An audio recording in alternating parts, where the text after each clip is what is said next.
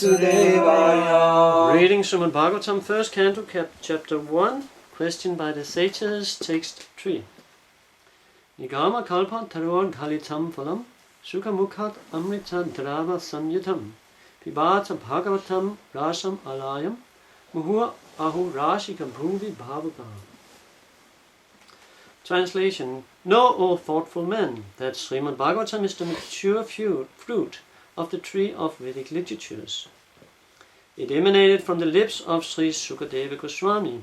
Therefore, this nectarian fruit is all the more realizable by liberated souls. Purport. In the two previous slokas, it has been definitely proved that Srimad Bhagavatam is the sublime literature which surpasses all other Vedic scriptures due to its transcendental qualities. It is transcendental to all mundane activities and mundane knowledge. In this sloka it is stated that Srimad Bhagavatam is not only a superior literature, but that it is the ripened fruit of all Vedic literatures.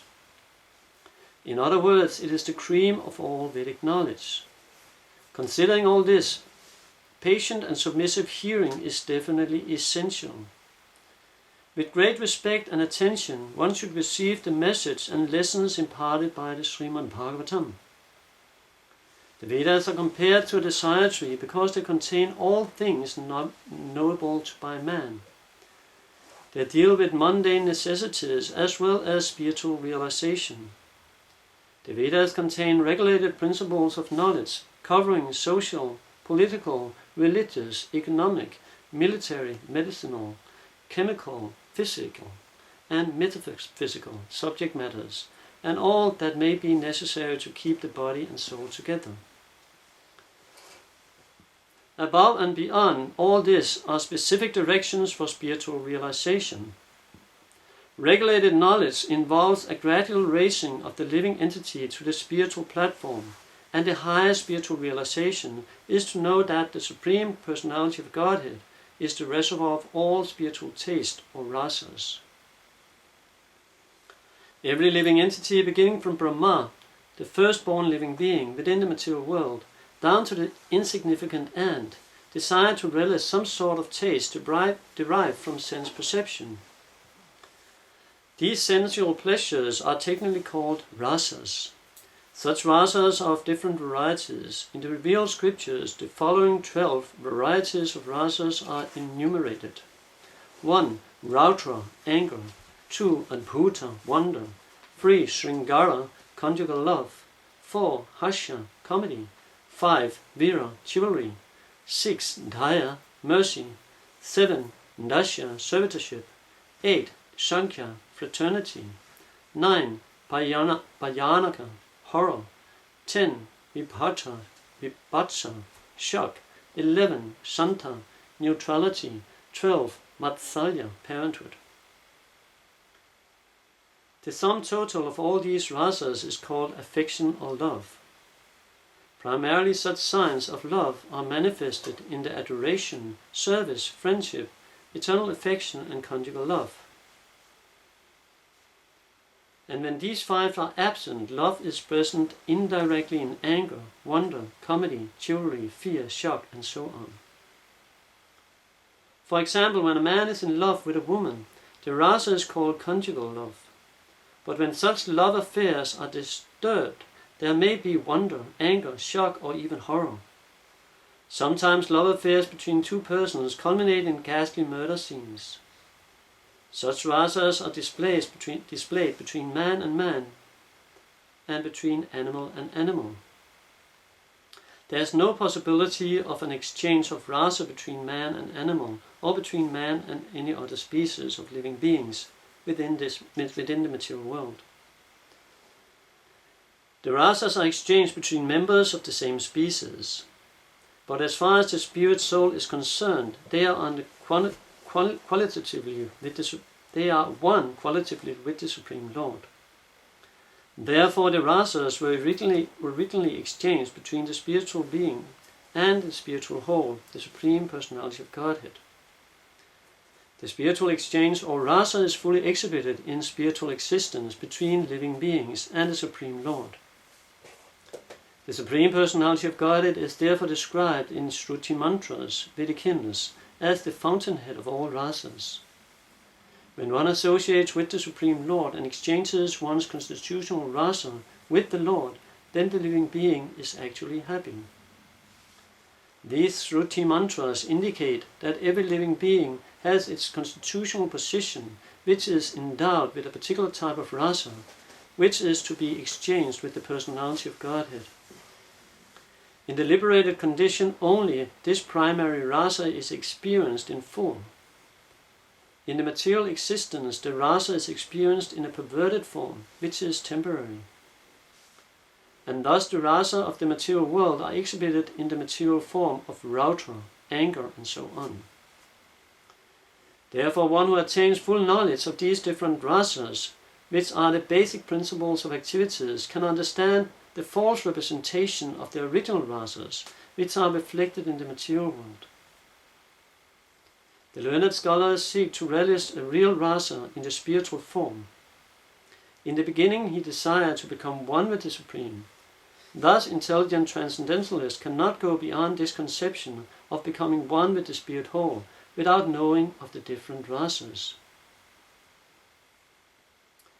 In this sloka, it is definitely stated that spiritual rasa, which is relished even in the liberated state, can be experienced in the literature of the Srimad Bhagavatam due to its being the ripened fruit of all Vedic knowledge.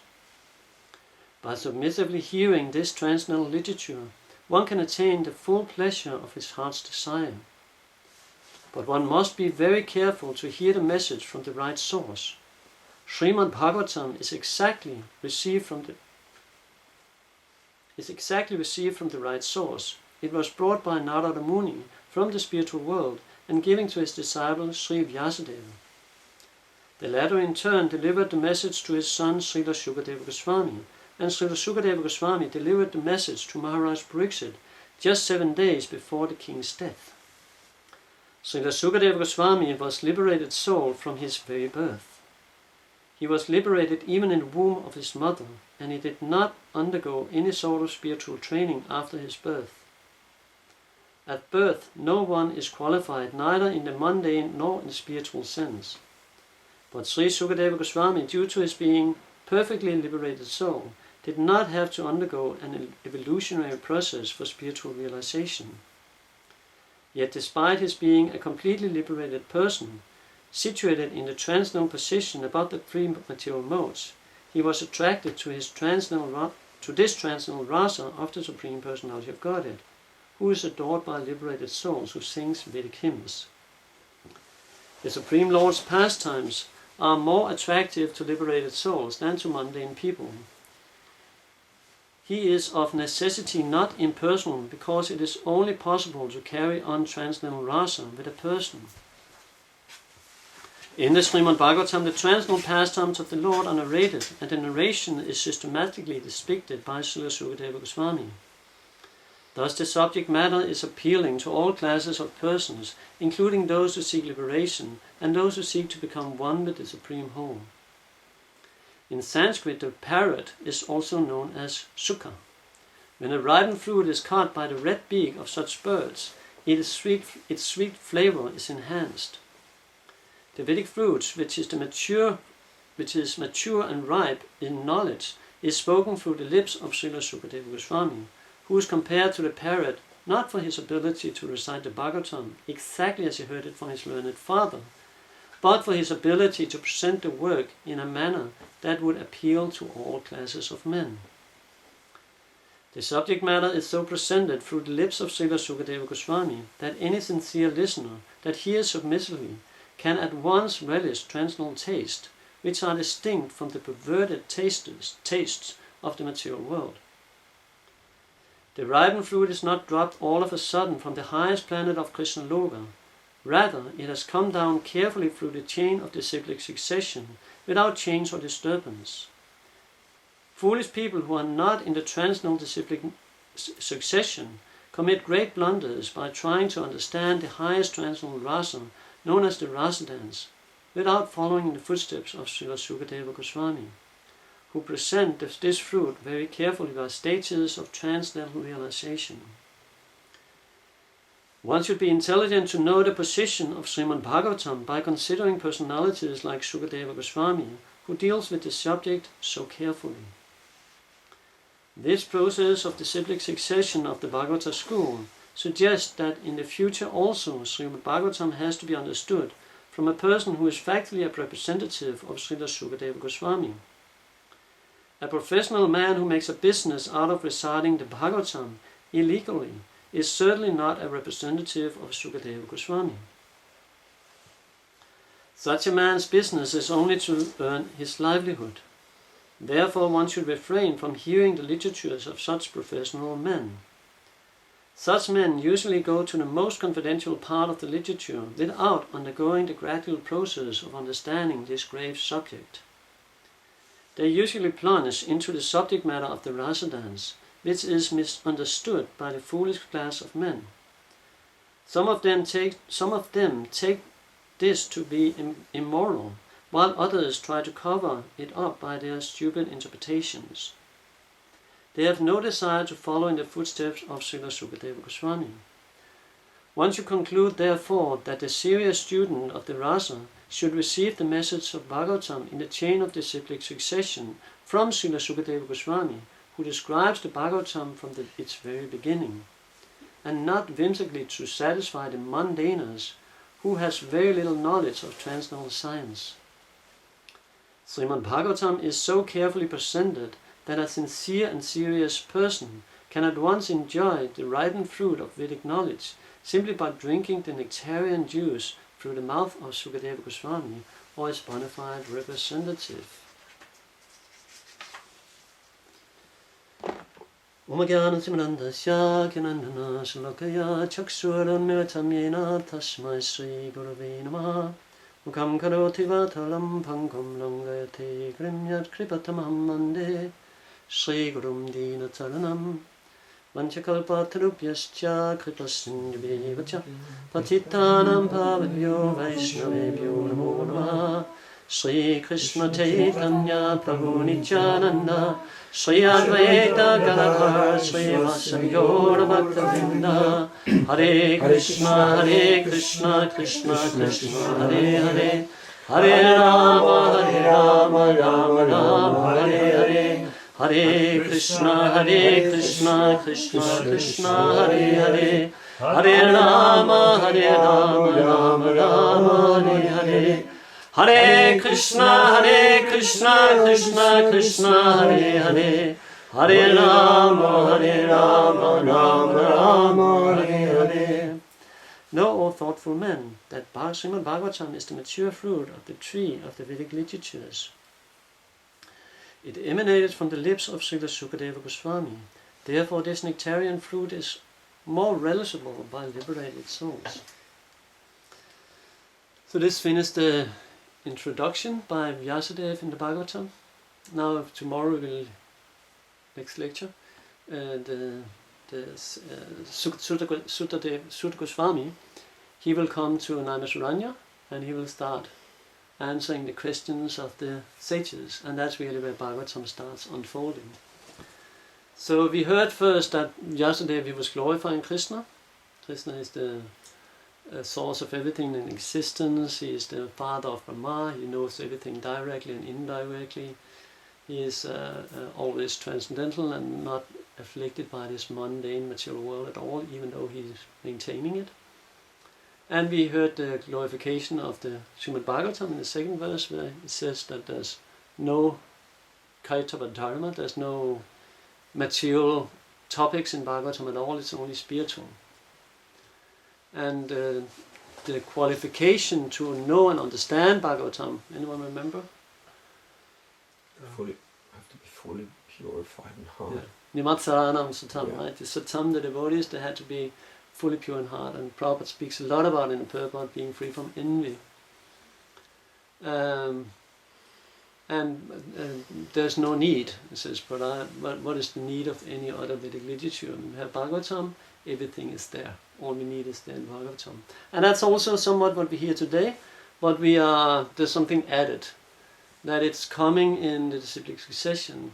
It's touched by the beak of Sukha, means parrot, and then also Sukadeva Goswami. So Prabhupada says in the purport that when a parrot, its red beak, it touches a fruit, it becomes even more sweet. There's some chemical connection going on there, such that the fruit actually becomes more sweet when it's touched by the parrot. So we hear it from Sukadeva Goswami, and then we hear it also from Srila Prabhupada, and we hear it from each other. And in one sense, it becomes more and more realizable, because we get more and more.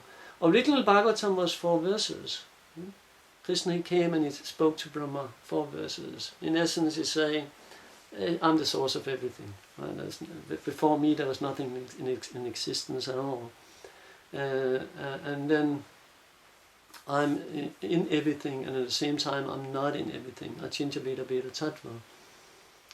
And it says one should endeavor to get this knowledge both directly and indirectly.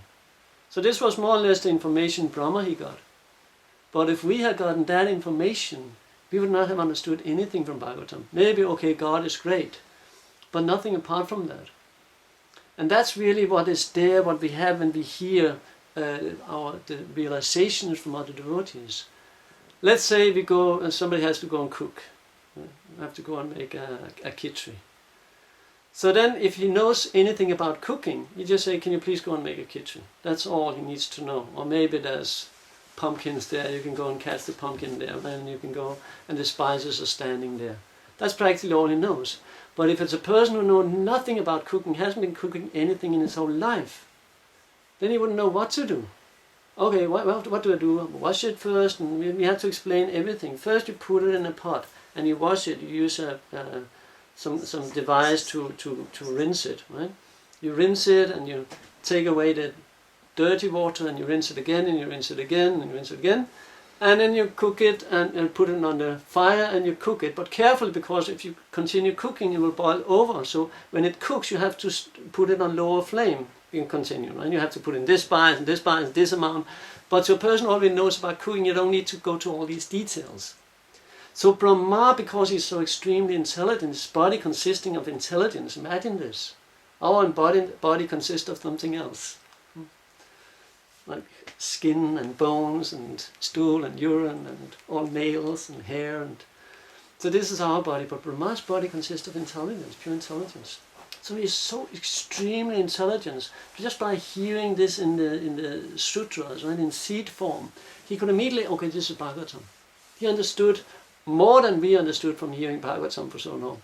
Just by hearing this once, 4 slokas, that was it. Because he has all the knowledge already. He just needed to understand, okay, Krishna is the Supreme Personality of God. Here he is standing in front of me. He's telling he has these opulences and these abilities. Okay, this is the Supreme Personality of God. When Arjuna, in Bhagavad Gita, he heard in 10th canto, Arjuna is saying, Param Brahma Param Dharmo. You are the Supreme Brahman, you are the Supreme Abode. Param Brahma Param Dharmo. Pavitram, you are the purest. Pavitram Adipurusam, you are the original person. Purusam Adidam Adidevam Adam Vibhum. You are the origin of all the devas. And you are unborn, and you are the greatest. Vibhum, you are the greatest. And he says, Ahus Tram Risaye Sarve, Devasya Naranasata, Asito Tilavyo Vyasa. He says, now I understand this, but also you explain this through all the sages. All the sages are saying this. Ahus Tram Risaye Sarve. All the rishis, they are saying this. Ahus Tram Risaye Sarve. Devasi Narana, Devasi Naradastata, Asitan, Devalam, Vyasadev, as we hear from here. They already explained this from you. They already has this understanding. So Arjuna is also on a very, very high level of devotional service and very, very intimately, closely related with Krishna, as we spoke yesterday. Remember this last night? But Krishna, he is covering him over by his Yogamaya. Krishna is covering him over by his Yogamaya so that Krishna can come and speak Bhagavad Gita to Arjuna. Because Ivam Parampara Praptam Imram Yad Yasuryovaduhu, this knowledge was lost, Krishna says in the 4.2, right? 4.2. That this knowledge was lost. And now I have to come and establish it again. So this is happening again and again and again over time, that this knowledge, the tendency of people is to degrade. So gradually the scriptures becomes degraded. We have with the book changes, they're gradually degrading the scriptures, taking things away that Prabhupada actually not said. Prabhupada being completely pure devotee. So if you change what is said by a pure devotee, if a mundane person, even though he has some insight, a mundane person, he goes and changes that, it becomes less potent. It doesn't take much to figure that out. Right? So it becomes less potent. So this is what is happening again and again. So now Vyasadeva is saying here, this is Bhagavatam. This is Bhagavatam as I have realized it. So now we'll hear it from Vyasadeva, and we'll hear it from Sukadeva Goswami, and we'll hear it from whom? Who else is speaking Bhagavatam? Who will speak Bhagavatam tomorrow? Sutta Goswami. So all these persons, they are speaking Bhagavatam. So we are hearing their realization. It's not Sutta Goswami is saying exactly the same as Sukadeva Goswami was saying. The same Siddhanta is there, but it's not saying it the exact same way. I think what is it? Parikshit Maharaj, he asked one question practically. What is the duty for a man just about to die? And Sukadeva Goswami answers that. But the sages, they ask 5 questions. They ask more, but 5 essential questions in which is whole unfolded in the Srimad Bhagavatam. That Sutta Goswami, he goes and he answers these 5 questions, 6 questions actually. Answering all these 6 questions. And that's the whole Bhagavatam. But once in a while, we hear in Bhagavatam, once in a while Parikshit Maharaj said, hey, I didn't understand it. Or why did this happen? Why did he do that in the Bhagavatam? Or the sages is on, I didn't understand that. How could Parikshit Maharaj say like this? Or why did Prahlad Maharaj become antagonized by his father? His father, how can that be? So then he starts explaining, yeah, his father was actually a demon, and Prahlad Maharaj was actually born in a demonic family, and the whole thing with the Singhadev and Hiranyakashipu then unfolds. So this is practically all the stories of Bhagavatam. Gradually it's just one question. Hey, I didn't understand that, because they are also giving it in an essence form. We know Sukadeva Goswami was speaking the whole Bhagavatam in how many days? 7 days. 7 days, the whole Bhagavatam. Everything. Everything was told in 7 days. And he understood it. We know they were not even eating, they were not sleeping, they were not going to the bathroom. They were just completely absorbed in Bhagavatam because nectar. And Parikshit Maharaj, he understood the necessity, because he was just about to die. And so are we. We often hear like, he was lucky, he knew he had 7 days. We don't know even we have so much. Most likely we do, but it doesn't matter really. We're just about to die. Everyone in this material world, we're just about to die. We're just about to get old. We're just about to get deceased. And we're just about to die. It's just around the corner. And Bhagavatam is there to save us from that. Nivritta Tasa Upagiyanamanat. It's the healing herb against material existence. It releases them from the material existence. This is what Bhagavatam is there for. So Sukadeva Goswami is making this, he's giving on this. And Vyasadeva, he's taking this huge task of dividing the Vedas. He spoke of that a few days ago. How he divided the Vedas and made this whole work. And still he was not satisfied because he missed Bhagavatam. He didn't explain Bhagavatam. And Narada Muni came to him and said, are you happy, my dear Prabhu, of misleading people? You're misleading people because everyone is attracted by the senses and the sense objects. It's natural in this material world. There's nothing wrong with that in one sense. It's natural. That's how Brahma made it. Right? He made it that we are attracted to the sense objects. That's why we are running after them all the time. Because we are covered. We have jaundice. Right? And trying to, when we take the sugar water of Bhagavatam, we gradually become a little more purified. And then we start, actually there's some taste there. And this is what this verse is about today. There's taste there in Bhagavatam if you do it in the right way. If you do our devotional service in the right way, then there's rasa there. And if there's not, we should endeavor to find out why not. And then first thing start, are you hearing every day? Nityam Bhagavata Sevaya. Is it there every day? Are we hearing it every day? Are we trying to be attentive and really trying to imbibe it in our lives? Not just hear it as a theoretical thesis or not just hear it as some entertainment or just we have to get it over done so we can take prasadam. This is our windows into the spiritual world, where we are connected with Krishna, and Vyasadeva is directly sitting next to us, explaining, this is how it is. Sukadeva Goswami is sitting there explaining, this is how it is. Sutta Goswami is sitting there explaining, this is how it is. This is how you perfect your life. And it becomes so sweet because they already tasted it. They already tasted it. So now we are like spiritually, you can say most of us are like children, haven't really matured. Most people in the material world, they're like babies considering the spiritual life. It's funny how we all grow up in age. We all become older, right? It's natural. Every year we are Ayu Harati Vaipungsang Ujjan Astantayanasam Tasya Te Yatatari Atamic Sloka. Ayu Harati Vaipungsang, that something is gradually taking away our ayu, our life. Astan asau, and it's setting and rising and setting every day. So it's the sun. Every day the sun rises and sets, we are one day closer to death. What was my point? Oh, I forgot because I was deviating. So every day we are a little closer to death, and then we forget what is really the essence of life, and how do we understand? How do we understand Bhagavatam? I had a point there, I forgot. So time is valuable. Time is extremely valuable. We have the ability to be and hear from these great souls.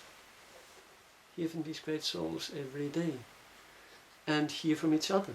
Right? It's so relishable here. We hear Bhagavatam every day. I missed it so much. It's really giving so much nourishment to the soul. Right? It's like you've been fasting for a long time and you get a very, very relishable meal. It's just like, I'm satisfied. That was nice. So this is really what this is. Today we will chant for 6 hours. We just have kirtan for 6 hours because of this solar eclipse. So every mantra we say, purify our heart. Every mantra we say pleases Krishna. Every second we are listening to Bhagavatam pleases Krishna. So when we pleases Krishna, we know this is the only thing that makes us advance in spiritual life. That's the only thing. It's not really by chanting. It's not by doing all our seva. All these things, they give us the benedictions from Krishna because it pleases Krishna. That is really what it's all about. It's not about trying to, with our own endeavor, to get closer to Krishna. That's not possible. It's not possible. Right? It's impossible to overwin the modes of material nature. But immediately if we surrender unto Krishna means to follow his instructions. Immediately we do that, Krishna is present. So we should endeavor to find out if there's no taste. Why is there no taste? Why am I not attracted to the cure? Why am I not attracted to this nectar? It says here, even liberated souls are attracted to Bhagavatam. Again, Parikshit Maharaj, he wouldn't eat, he wouldn't sleep, he wouldn't take any breaks. Tell me more. Tell me more. What happened then? Why did he do like this? What happened there and what happened then? Completely absorbed for 7 days and 7 nights. And by this he became completely fearless. Tasman Bharata Sarvama, Bhagavan Ishvara Hari. Tasman Bharata Sarvama, Bhagavan Ishvara Hari. Shruttavyakit Tavyasna, Cha, Smatavyas Chestat Bhayam. That abhayam, that's the way to get fearless, by hearing and reciting Srimad Bhagavatam. So Krishna, as we know, is all attractive. Krishna is all attractive. So if we are not attracted, something is wrong. And we have to find out in our lives, how can we get the same taste as these great personalities we hear about? How do we get the same taste? Because it's all about, Prabhupada says here, there's these different kind of rasas. It's all around taste. If we do not have the taste in the spiritual life, we will seek the taste in material life. We'll try to find that taste, that rasa. We'll need it. We need it. We cannot live without rasa. We might be able to live without food and without water, but we can't live without rasa. We need rasa. And that's why there's all these different rasas. There's the 5 main one, and then there's all these external or secondary rasas, that is anger and fear or horror and laughter and all these secondary rasas that are there, Prabhupada mentioned, also in mundane life. They're here because everything we have here is a perverted reflection of what is happening in the spiritual world. So there they also have these rasas. So you can say, how does anger manifest in the spiritual world? But that's anger to please Krishna. Sometimes Srimati Radharani becomes very angry at Krishna. Srimati Radharani is sitting waiting in some kunj and Krishna is on his way to Srimati Radharani, and then all of a sudden some other gopis come and divert Krishna's attention and bring them Krishna with them to their kunj. And then all of a sudden, many hours pass, and Srimati Radharani becomes more and more angry as he's sitting there in kunj. And then all of a sudden, Krishna comes, you see lipsticks and you see kisses everywhere. And Srimati Radharani, he throws him out of the kunj and starts chastising him and like tearing away everything blackish that just reminds her about Krishna. So anger is there, humor is there. Madhumanga, Krishna's joking friend, constantly making jokes, constantly making Krishna laugh, and all these cowherd boys laugh. This is rasa, all this is going on constantly. And then Krishna has the 5 main rasas, right, in neutrality. Where he has with the cows and the trees, etc. And he has with his cowherd boys, like 5 different kinds of rasas included in that already.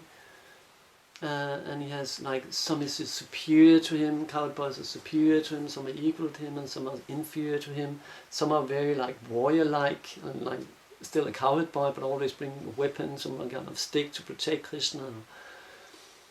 Some are very meek, like Stoka Krishna, very weak, always playing with a ball. And so there's all these different, because there's so much taste, right? Variety is the mother of enjoyment. So Krishna has all these different kind of friends that enhance, that develop that synergy of more and more rasa. And then there's Krishna's parents, and there's this parental relationship, not only with his parents, but also all the older gopas and gopis. And he has a relationship with them. And he has, of course, a Madhurya rasa with Srimati Radharani and the other gopis. So all these rasas are constantly going on, giving pleasure to Krishna and giving pleasure to Krishna's devotees. So this is the spiritual world, this is where the real rasa is, this is where the real taste is. Not like here, again we mentioned the banyan tree in 15th chapter. Banyan tree upside down, right? It's not the real banyan tree, it's like a reflection of the real tree. Bahuva Sangha, it's the branches are upwards and the Urdhva Moolam, the roots are downwards. So everything is turned upside down. So here the rasa is always, we know from Bhagavad Gita, in the beginning it's like nectar, then it becomes poison.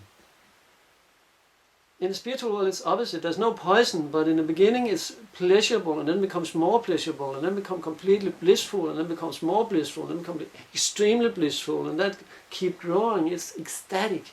Everything here is static. In the material world everything is just going like this, and downhill, and maybe a little up and downhill. This material world, but in the spiritual world it goes like this. Constantly evolving. The rasa is constantly getting more and more relishable. And we can participate in that whenever we want. I know, of course, we need to purify our heart and that'll take time. But immediately when we get into that, when we really invest our heart in devotional service, Krishna reciprocates. Krishna reciprocates with our endeavors. And the more we put into our devotional service, the more rasa there will be. We hear of 6 Goswamis sitting in meditation and being in the spiritual world. Being in the spiritual world. What was it then? This Brahmana who made, not in the 6 Goswamis, but this Brahmana who made kheer in his meditation. He learned, because he was a very poor Brahmana, so he learned from sages that you can worship Krishna in the mind, manasa seva. So he would make kheer for Krishna, and then, Prabhupada says kheer should be very cold and very sweet. So the colder the better. So he wanted to take, with his finger he wanted to see, because he just boiled it, just cooked it, and it was still very hot, so he burned his finger. And then when he came out of his meditation, he woke up from his meditation, he still had the burn mark on his finger. So they're actually there, they go there in the spiritual world and they participate in these rasas, even though they are in a so-called mundane body. So relish this Bhagavatam, is what Sukadeva Goswami, relish it, try to get into the rasas of it, not just read it, but try really to get beyond the letters on the page. It's not just letters on the page making words. This is Krishna manifested. Prabhupada says Krishna will manifest in the pages in the Bhagavatam when you read it correctly. Right? Krishna will manifest in the pages. Imagine that, you're reading and all of a sudden Krishna is there, right? in the Bhagavatam. We know Bhagavatam is none different from Krishna. In Kali Yuga, this is the incarnation of Krishna. Krishna is for Dharma Bhagavati, Dharma Jnana Divisaha. Kala Anastamitam Isa Purana Kotunoditaha. That the sages ask, so what happened Krishna now when Krishna is left and taking Dharma and Jnana with him to the spiritual world? Where will we get our shelter? And he says, Krishna is Dharma Bhagavati, Dharma Jnana Divisa, Kalo Nastra Disang Isam, person, Kalo Nastra Disang, who have lost their vision, shall get light from this Purana, this Bhagavad Purana. So we are all covered by this darkness of ignorance. Our hearts are just plunged in this ignorance, darkness of ignorance.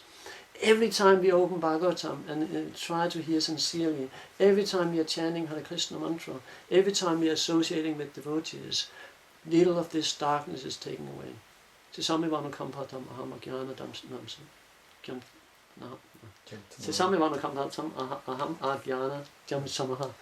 Nasa yam yatma bhavastu jnana dipena bhasvata. Jnana dipena bhasvata. Bhasvata, Krishna is enlightening everything with the dipena, like Divali, right? Light within the heart. So he's giving the light, removing the darkness. So it's Krishna doing it. It's not, we are not doing it. Krishna is doing it. But Krishna is doing it, again he reciprocates, when we really try to relish the nectar. O thoughtful men, that Srimad Bhagavatam is the mature fruit of the tree of the Vedic literature. It emanated from the lips of Srila Sukadeva Goswami. Therefore, the nectarine fruit is more relishable by liberated souls.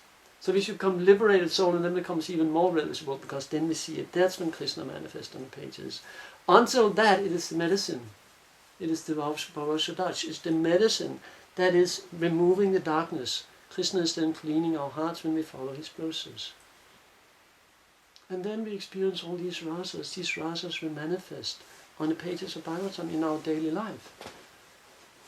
Imagine being that when we are constantly attracted to Krishna and see Krishna everywhere. That's being in the spiritual world. And it's not really that difficult to attain. I haven't attained it, that's not what I'm saying. But it's not really that difficult to attain. It just takes, again, this constant endeavor that we do it every day. Put our heart into our devotional service. Try to please Krishna in our activities. If we can do that, live like that, try to have Krishna in the center, constantly being Krishna conscious.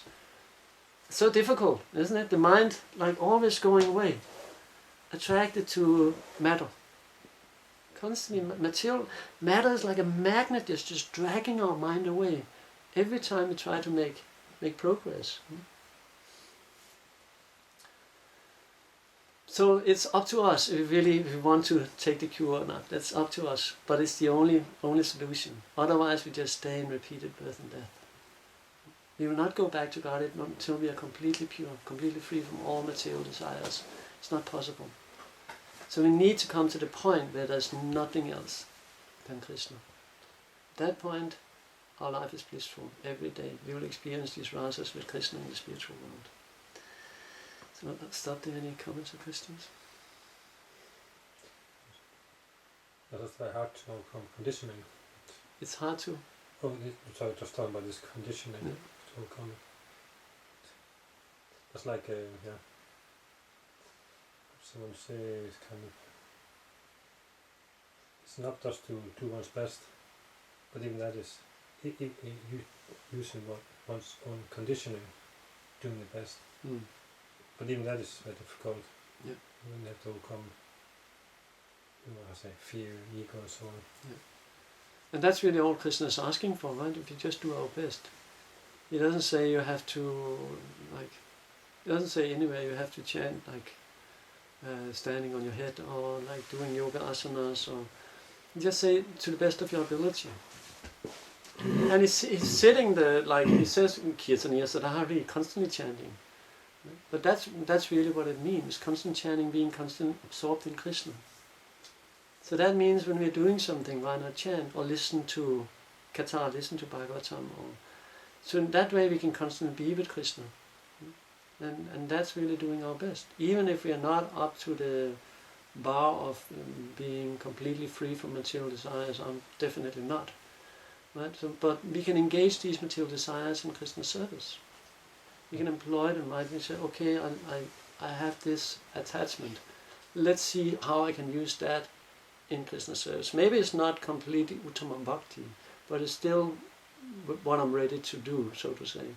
And that's from there we can add on every day, or every so and so often we can add a little, okay, I'll surrender a little more, surrender a little more, surrender a little more. Have a special trick? Special trick? Yeah, you have a secret trick you can tell. Yeah, trick the mind. Trick the mind. Understand that Bandhu Atmatmanasta Yena Maivatmanatita Anatmanastu Sattva Matitatma Sattva, that the mind is the enemy. Yeah. Until it becomes Krishna conscious, then it's our friend. So if you understand that, and it's not understanding really, it's being aware. Because I'll say, if we really understand it, we are aware. But often we can think we understand, but then again it drifts away. You know what I mean? We can still, I understand this. I understand I'm not the body, but have I realized it? I'm not sure. Right? Do I live it constantly? Definitely not. So that means to one degree I haven't really understood it, or at least I'm not constantly there. I'm not endeavoring enough to understand this basic knowledge. So then I know, okay, I'm in Maya, right? I still identify with this product of matter, I still identify with this body. But I know it's wrong, for sure. Right? And I know I'm the soul, I'm pure, and I have an eternal relationship with Krishna. I don't know what that is, but I have a relationship with Krishna. And by following the process, Krishna will remove all this darkness, and then it will manifest. So that's why we have to be endeavoring with confidence and be enthusiastic. Utsaha nisthayat dharya. We have to be enthusiastic, and nisthayat we have to endeavor with confidence. And dharyat, most important actually, we have to be patient. Is nisthas like confidence, or nisthas like confidence, or? Kanishta is like confidence. The word nisthas like confidence. Nishta, and it's steady. It's steady. Steady, okay. Yeah. Prabhupada, in this verse we recited today, he's Prabhupada translated as daily. Daily, But, yeah. Nityam Bhagavata Seva, it's a daily recite Bhagavatam. But yeah, so it means Nishta. There's this, it says, Nasta Prayishva Bhadraisu Nityam Bhagavata Seva. Bhagavad Yuttama Sloka Bhakti Naistiki. It always removes all the anatas, almost to nil. Nasta Prayeshva, Nasta nothing, right? Prayeshva almost to nil. So that means it brings you immediately to the stage of Nishta. Okay. The devotional stage of Nishta. If we can do this once. Serve the devotees and study Bhagavatam steadily. That brings you to Nishta. And it's said on Nishta, there's a Klishagni and Subhadha. That means Klishagni, there's no material suffering whatsoever. And Subhadha, all activities become suspicious. Everything you do becomes suspicious. So that's just Nishta. And Nishta is just the beginning of devotional service. But it's so difficult, and I say this often, but it's so difficult to go beyond anatomy vritti. I also think that, because I often try to read, but there's no taste in it. It's very hard. Yeah. Material activity is possible, I try to. Bhagavatam says what we should do then. Right? If there's no taste for hearing, it's Bhagavatam, Sushrusu Shradadhanasya Vasudeva Katharuti, Shanmahat Seva Yavi Prapunya Chaitanya Sevanat. That by serving those devotees who are completely free from all vice, great service is done. By such service one gets the affinity for hearing the messages of Vasudeva. So that gives us the ruchi, that's the word in the verse. That gives us the taste for hearing Bhagavatam. And then it continues, then the heart is cleansed, by Krishna cleanses the heart, and if you hear Bhagavatam, maybe there you come to Nishta, and then Tadara Jastamo Bhamo Kamalu Bhadayase, Tita Itai Anavidam, Tita Itai Anavidam, the lower modes, and lust and greed, etc., is no longer influencing the heart. They might still be there, but there's no longer any influence. You can overwin them, so to say, overcome them. That's possible. So we're speaking about Nishta, and Nishta is not really clear to me what Nishta entails. It's steadiness, but steadiness can be different things. I heard in a lecture in the temple a few years back how the lecturer was saying that Nishta means the steadiness means like in following the process, someone who does not give it up. That's Nishta. So what kind of steadiness is it? Is it just someone who keeps to the process and doesn't fall away, even though that person may not be, certainly not fully pure in the heart, and may still have some attraction to the material world, but he is completely steady and has no doubt in the process and doesn't give it up in any time? What does it entail, Nishta? Yep. Bhajana Kriya is divided into two. One is Anishtata Bhakti and Nishtita Bhakti. So it's in the beginning of Bhajana Kriya, it is done unsteadily. And there's, how is this beautiful verse from Madhura Kandambini that explained that Utsamai Gana Tara Vikalpa. Anyway, there's these 5 different stages where what differentiates one from real nishta, steadiness and devotional service. So the first one is Utsahamai. One is, and we see that often devotees coming to devotional service, they're completely on the Utsaha platform, right? Everything is, it's just like in a few weeks I'll be a pure devotee. I remember Manita, who said in the lecture, I thought it was funny. He said it's like a brahmachari, a sannyas, rasavila. That was okay, I'm brahmachari, next test is sannyas, and then rasalila. That's like a progression. So that's the utsamai. Immediately you come to devotional service, wow, everything is just fantastic, and wow, I know a lot already, maybe I'll soon be a pure devotee. And then kanataro. Then after that we find out maybe I'm not a pure devotee anyway. And then it becomes like morose and again enthusiastic, yeah, I'll do it, hear a good lecture or a good kirtan, and become enthusiastic again, and kanataro again, it means thick, thin, right? Thick, thin. So once in a while he's enthusiastic and sometimes the opposite. And then Vishaya Sangara then starts when he's fighting with the material senses. Sometimes the material senses wins and sometimes he wins. And then Vyuda Vikalpa, he tried to make progress on his by taking vows. From tomorrow I'll chant 25 rounds and I will offer obeisances to the... Very good. So Vyuda Vikalpa, one makes these vows, or now from tomorrow I will really endeavor in studying Bhagavatam or chant extra rounds, etc. So again it's fourth back, so this is Anishtita. Vyuda Vikalpa, Niyamakshama, try to endeavor on Krishna consciousness but fails again and again. Taranga Rangini, and that means riding the waves, literally means riding the waves.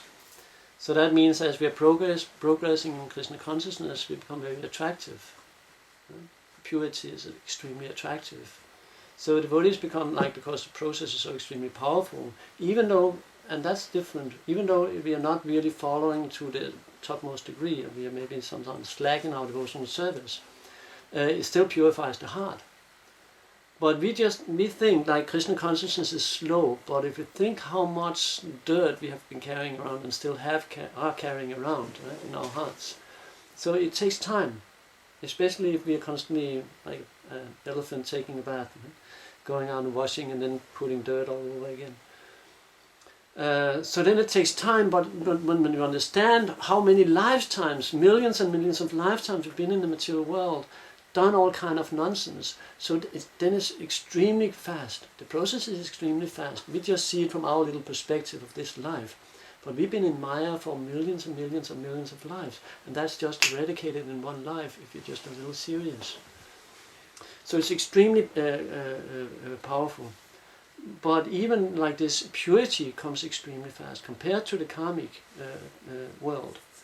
Then the purity of devotees, even not serious devotees, are very attractive. So then one starts enjoying these accolades, become very attractive, and people start giving you things.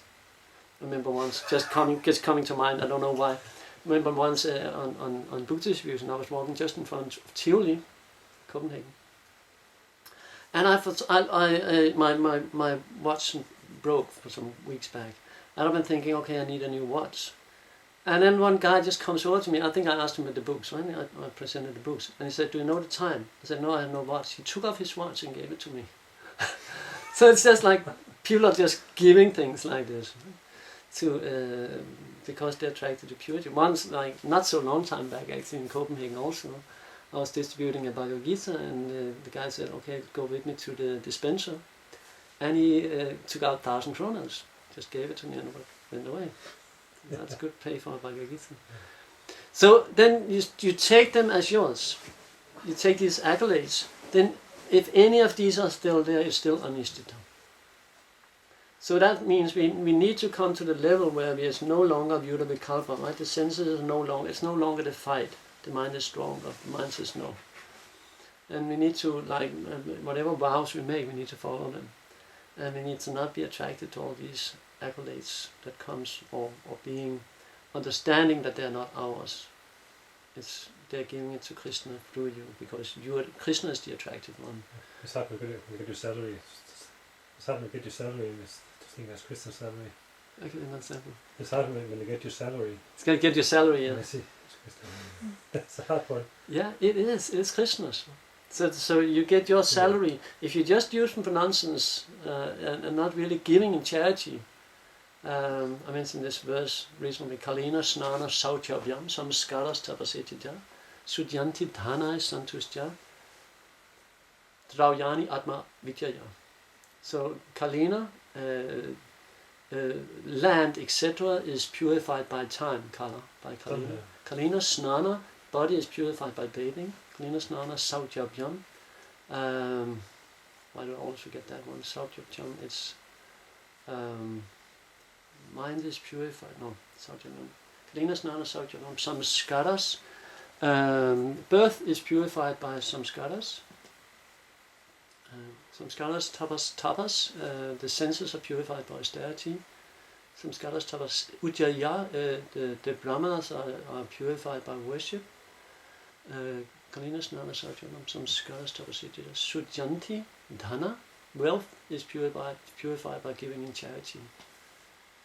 Dhana sauchavyam, Yamina Niyamina, and the soul is purified by Krishna consciousness, by purification. And that is spoken by Nanda Maharaj just after Krishna took birth. Okay. He wanted to give him charity, and then he says all these things. You have to purify it. Whatever you have, you need to purify it. Otherwise, it contaminates you. Yeah. So if you just have land without using it for right purpose, you have wealth without giving in charity, it just contaminates you.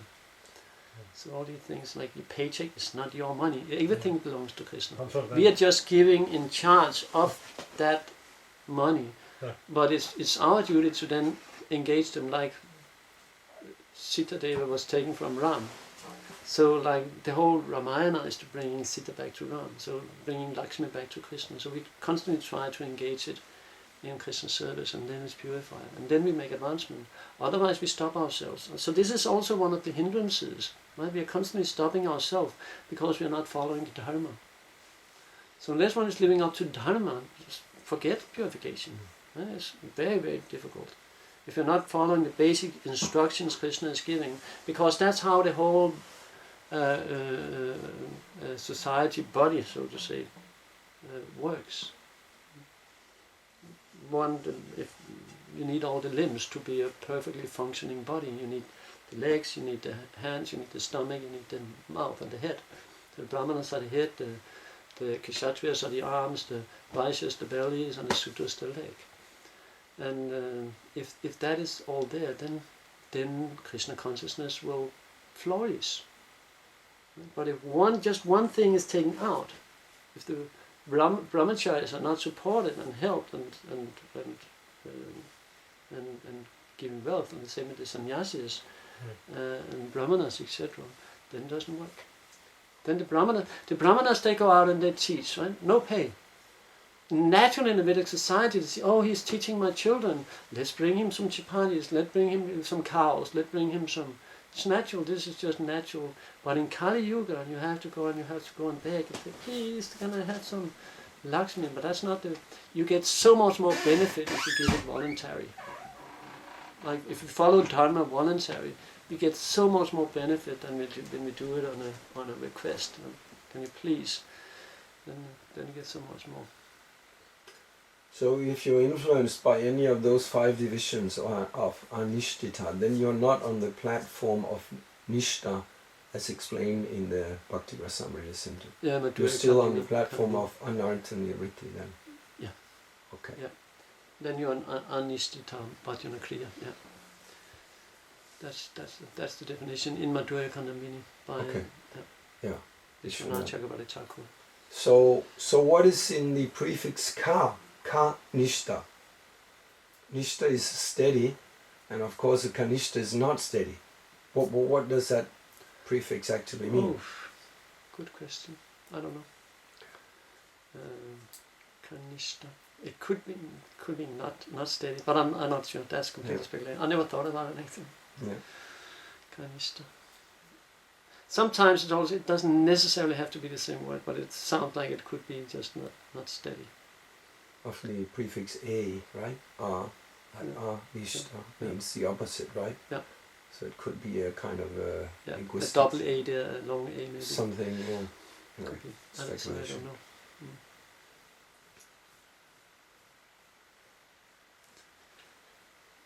Candradasa Srimad Bhagavatam ki jai. Srila Prabhupada ki jai. Namo Vishnu.